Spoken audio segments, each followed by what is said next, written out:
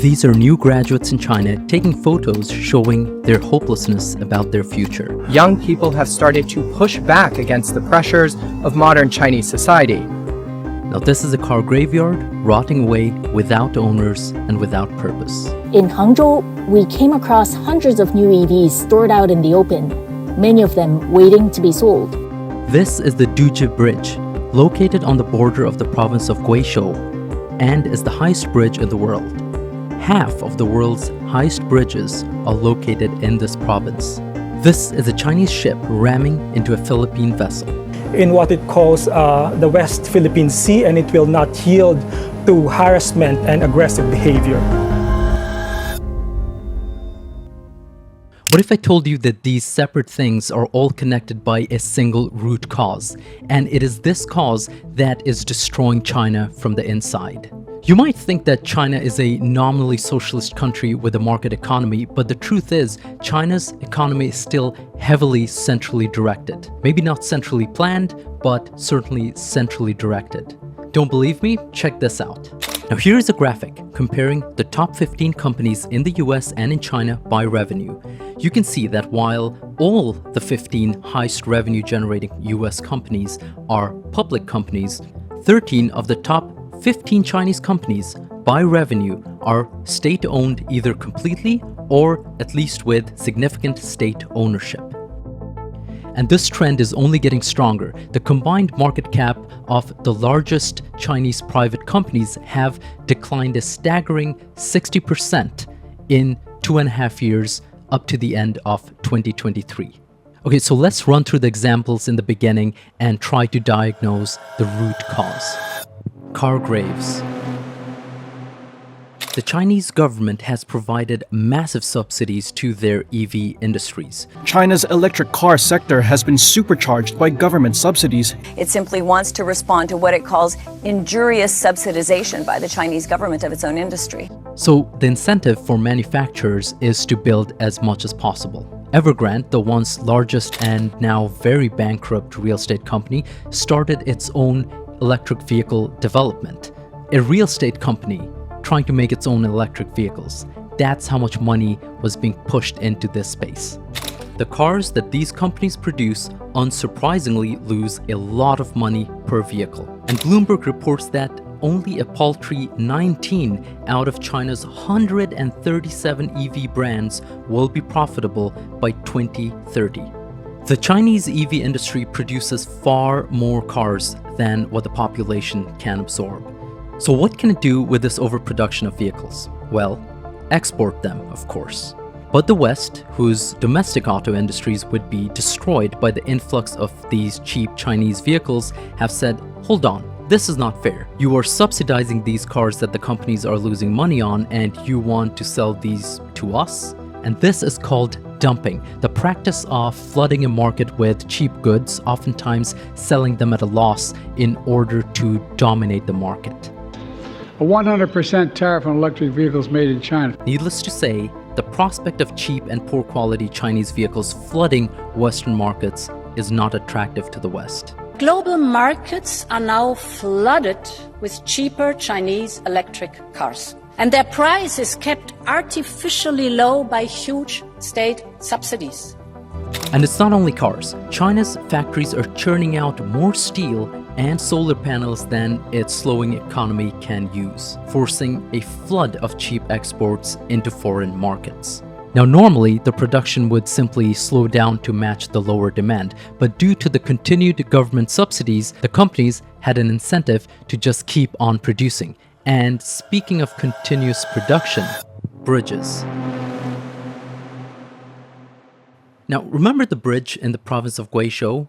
It will lose its title as the world's highest bridge to another bridge to be completed in 2025, also in Guizhou. Now, building these bridges is very expensive, so you must be thinking Guizhou must be an economic powerhouse.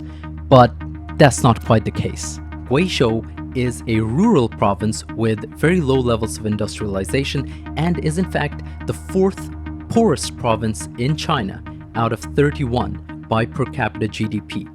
And this is not an isolated phenomenon. China has 45,000 kilometers of high-speed rail compared to the United States, almost zero. What is even more impressive is that it was able to build it out within 15 years. But a lot of the lines are now saddled with debt and many are not profitable. Wendover Productions did a great video on this, so check it out, I'll link it below. Now, a related phenomenon is that it's reported that China has around 50 to 80 million empty homes, often concentrated in entire ghost cities. And this house, and this particular compound, is one of many just like it all across China. Abandoned, empty, a headache for China's policymakers. The central government, by keeping interest rates low, and the local governments by going on these building sprees to boost GDP, has resulted in a massive overproduction of homes. The developers gorged themselves on cheap credit to just build and build and build. With the state interfering in the markets, wiping off trillions from the sector and shuttering the tutoring industry practically overnight, coupled with cultural reasons that make real estate preferable as an investment, ordinary Chinese citizens kept buying them up because as far as investing went, it was the only game in town. But then suddenly, the ever-meddling government decided to put in their 3 red lines, essentially putting limits on how much debt these developers could take on. This put the brakes on building, leaving thousands of homes unfinished, leading to a loss of confidence in housing as an investment and decreasing home prices. This is what wealth destruction looks like. This is why instead of sustainably building the economy, they would rather build bridges and train tracks to nowhere and homes for no one, all built by state-backed entities. The government really just wants to show that GDP number and wants to show that that's increasing. It's the number that matters rather than actually improving the economic fortunes of its citizens. Incidentally, China is more unequal than a lot of other large economies, including the United States. So that rising GDP number is not really helping the average Chinese citizen. And on the subject of the average Chinese citizen, lying flat. Recent graduates in China have been taking these weird photos, looking defeated, symbolizing the lying flat movement. These almost surreal photos are symptomatic of deeper issues with the economy.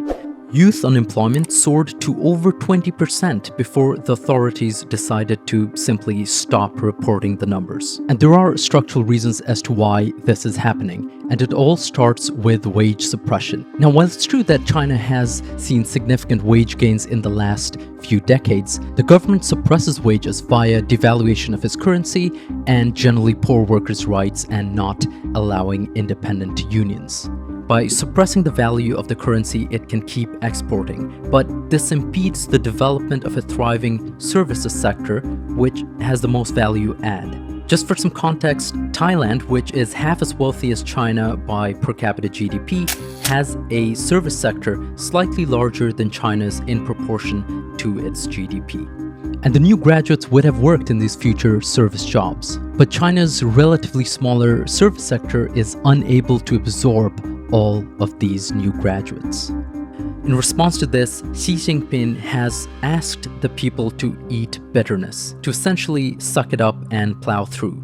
As a result, we see the emergence of the phenomenon of lying flat, where young people have given up, and the rise of full-time children, people who move back with their parents and are unemployed as a result of either being unable to secure jobs or just being burned out. The Chinese Communist Party has an unwritten contract with these people. You get economic progress at the cost of social and personal freedoms. But now, as you can see, the contract is falling apart. The state can no longer hold up its end of the bargain. So the party has figured out that one way to distract the population from its failure with the economy is to stir up a sense of patriotism, to tell people that they are under attack, that they are being taken advantage of, and that they must regain some lost glory. Now, this is not exclusive to China. Every dictator and wannabe dictator relies on this technique. And this brings us to the attacking of ships. The most insidious development is the conflict China has with its neighbors over claims in the South China Sea. It has behaved aggressively with almost every neighboring country by claiming the entire region as part of its own territory. It's worth noting that China's territorial claims are not internationally recognized. They fall within the Philippines' exclusive economic zone, in yellow here, but also within China's so-called 9-dash line, the area Beijing claims as its own. That's despite an international court ruling in 2016 that its claims had no legal basis. But this is just part of a multi-pronged strategy to drum up patriotic fervor in its people, constantly violating Taiwan's airspace and reacting aggressively to diplomatic visits to and from Western allies, plays into its sense of victimhood. And indoctrinating young children to hate the West are all part of a plan to prepare its people for a possible war with its neighbors or over Taiwan. Xi's goal is to replace the desire that people have for economic and social progress with nationalistic fervor. If he can distract people with external threats, he can quash dissent, and people are more likely to accept a more authoritarian government during a time of crisis and conflict. If other countries back down from this aggression, he can go and tell his people about how powerful his military is and how powerful the party is. And if people don't back down, he can play into their sense of victimhood. If you haven't pieced it all together by now, allow me. The Chinese military does not exist to protect the Chinese people, but rather to project the party's power. The economy of China does not exist to help the average Chinese citizen. No, it exists to strengthen and legitimize the Chinese Communist Party. The party would rather favor a few state-backed companies and weaponize trade rather than switch to consumption, which is a model where the economic decisions are more distributed and democratized. And these companies that are the state's darlings need low wages. So the government suppresses wages, which means that the locals cannot absorb the products that these highly subsidized state-owned firms are making. So the companies have no choice but to dump the excess products into the international market. They'd rather keep wages low to compete internationally and even use forced labor, as trade is a means to power, than give their young people more opportunities by having a thriving services sector. And now that they have millions of disaffected youth, which is a potential source for instability down the road, they militarize their society, using the specter of external threats and a narrative of victimhood to rouse and unite the people. Can you imagine if you had a billionaire CEO of a private company in China? A person like that would certainly present a big challenge to the government. But we don't have to imagine this. Jack Ma had a peak net worth of around 61 billion, but after criticizing the government, he had his IPO for Ant Financial cancelled, and he mysteriously disappeared for a few months and now lives in Japan. Truly embracing market reforms means surrendering a lot of power to the people. And most worryingly, they'd rather take to warmongering to distract from their miscalculations. And we need to worry about a war over Taiwan, because regardless of who wins, the loss of life and impact to the global economy will be incalculable. And while the ROI of taking Taiwan does not remotely justify the losses China would incur, the War Game assesses that the U.S. loses 10 to 20 combat ships, including 2 aircraft carriers, and 200 to 400 military aircraft. China loses 90% of its amphibious fleet and 52 major surface warships, and its Air Force loses more than 160 combat aircraft. As we have already seen, an aging leader who has removed all dissent and surrounded himself with sycophants and is looking to aggrandize himself and leave a legacy can do pretty stupid things. I could be wrong, and I hope I am. Xi is 71 years old and is overweight, and the assassin that takes him out could simply be time. But no doubt he feels that the window to leave a legacy and leave a mark is rapidly closing. A new leader might give up any ambitions of taking over Taiwan and might transition into a truly market economy. There are many ways this problem could go away, but for now, this is all just wishful thinking.